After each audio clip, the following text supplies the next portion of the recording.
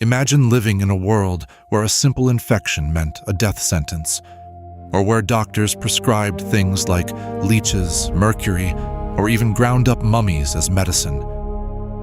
The history of medicine is a story of desperate guesses, slow progress, stunning breakthroughs, and sometimes disasters that changed everything we thought we knew. Let's step back, farther than modern hospitals, farther than stethoscopes and vaccines.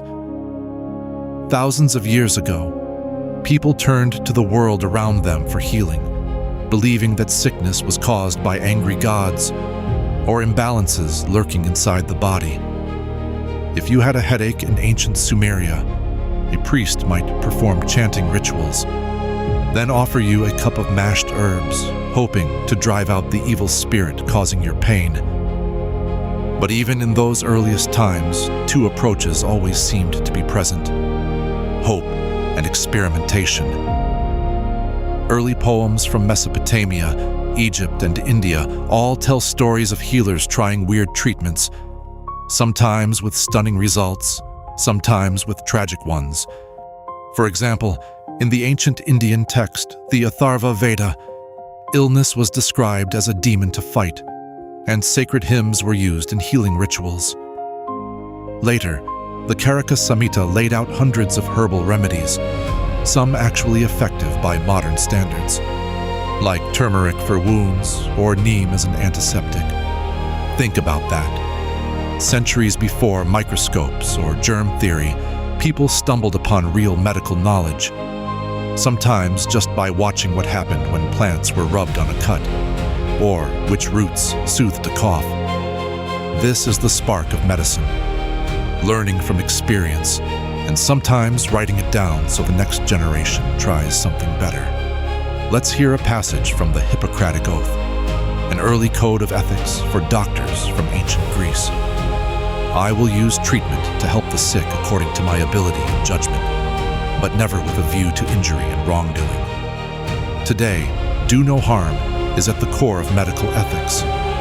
But in ancient times, just figuring out what harmed or helped a patient was an enormous challenge. Hippocrates and his students in Greece believed health was about balance, specifically balancing four humors: blood, phlegm, yellow bile, and black bile. If you were sick, you had too much or too little of one. This led to treatments like bloodletting and purging, intended to restore balance. Sometimes people did get better, especially if their illness was likely to clear up on its own, but other times, patients didn't survive the cure. Centuries later, in East Asia, medicine followed a different kind of logic. The ancient Chinese developed the idea of qi, the body's vital energy, and believed it flowed through invisible pathways called meridians. Practices like acupuncture, herbal medicine, and moxibustion, heating herbs near the skin, became popular ways to restore balance and health. Meanwhile, surgery in most parts of the world was considered a last resort. Without anesthesia or infection control, few patients survived complex procedures. In India, however, ancient texts describe careful reconstructions, including plastic surgery-like techniques for repairing noses. Surgeons worked quickly, and sometimes the results were so impressive that rival kings tried to steal away these skilled healers. Let's pause with a reflection from the Roman philosopher and emperor Marcus Aurelius, writing in his Meditations. When you arise in the morning, think of what a privilege it is to be alive, to think, to enjoy, to love. This sense of wonder persists in medicine. Every successful treatment, every miracle recovery makes people marvel at the mystery and privilege of life itself. By the Middle Ages, medicine in Europe became deeply entwined with religious faith and superstition. Monasteries preserved and copied ancient medical knowledge, but new discoveries were rare. When plagues swept through cities, people often blamed the wrath of God or planetary alignments, not germs. Doctors might prescribe prayers, amulets, or unusual mixtures containing everything from crushed emeralds to bits of ground unicorn horn. But something quiet was happening behind monastery walls, a tradition of careful observation and note-taking. This would become vital later as science started to challenge old beliefs. Fast forward to the Renaissance, a period of curiosity and rediscovery.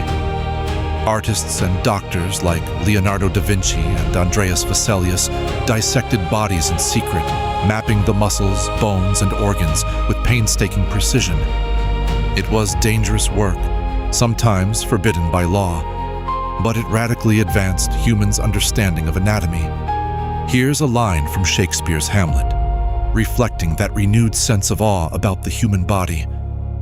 What a piece of work is man! How noble in reason, how infinite in faculty. In form and moving, how express and admirable. In action, how like an angel. In apprehension, how like a god. At this moment in history, doctors, philosophers, and artists began to see the body as something both mysterious and understandable, mechanical, yet miraculous. Medicine shifted from imagination to investigation. Soon, doctors started challenging the old ideas about disease.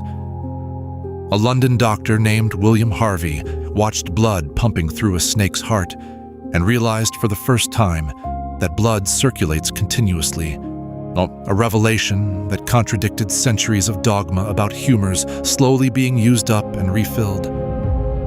Yet, for all these breakthroughs, medicine remained a risky business. Without anesthesia, surgery was agony. Without antiseptics, germs from dirty tools often killed patients faster than the original injury. Let's consider a line from the poet Emily Dickinson.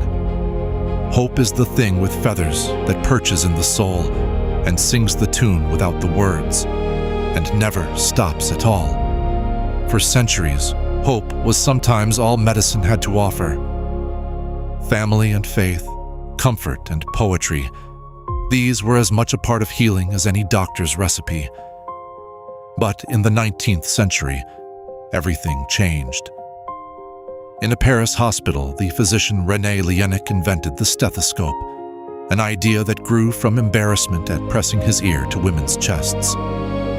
Around the same time, the scientific revolution, powered by microscopes, chemistry, and experimentation, made it possible to really peer into the mysteries of disease. Then came one of the most important breakthroughs in human history: germ theory. The realization that invisible organisms, bacteria, and viruses cause disease changed absolutely everything. Instead of balancing unseen humors or evil spirits, doctors now fought specific enemies. A famous reflection from Florence Nightingale, the pioneer of nursing, captures this turning point. Were there none who were discontented with what they have, the world would never reach anything better. It's easy to underestimate how radical this shift was. Once researchers grasped that cleanliness could prevent deadly infections, the death rate from surgery and childbirth plummeted. Washing hands, boiling tools, using antiseptics, these simple steps saved millions of lives. The history of medicine is also the history of vaccines. When smallpox threatened entire civilizations, people risked their lives, scratching bits of dried smallpox scab into the skin to train the immune system. It was dangerous, but sometimes worked. Then, in the late 1700s, a new method appeared: vaccination, first using cowpox to prevent smallpox. It sounded like magic, but inside the body, it was all about teaching the immune system to defend itself. If you grew up in the 20th or 21st century, antibiotics like penicillin sound almost ordinary. But when they were discovered, these drugs worked miracles. Wounds that once killed soldiers in World War I could now be treated. Deadly infections became manageable, at least until bacteria, ever evolving, started to develop resistance. The story of medicine isn't just about successes. It's also a story of unintended consequences, ethical dilemmas, and the need to balance humanity with technology. In the modern era, we face questions about who gets access to care, how much one life is worth, and whether every new treatment is always the right one. Questions as difficult as any faced in ancient times. Let's hear from Mary Oliver, reflecting on both wonder and responsibility. Instructions for living a life. Pay attention. Be astonished. Tell about it. Medicine today is more advanced than anything our ancestors could have dreamed. Robotic surgeries, gene therapies, organ transplants, these are routine in some hospitals. But every breakthrough stands on the shoulders of centuries of mistakes, experiments, hope, and observation. If you think about it, every prescription, every vaccine, every surgical technique connects us in an unbroken chain to those ancient healers testing herbs against a wound, chanting over a fever, or dissecting a body in secret. The tools change, the knowledge grows, but the human desire to ease pain and save lives is timeless. So, the next time you take a pill for a headache, or get a vaccine, or walk into a clean, bright hospital, remember, history is right there with you. Medicine is not just a collection of facts and cures. It's a story of curiosity, courage, failure, and astonishing breakthroughs.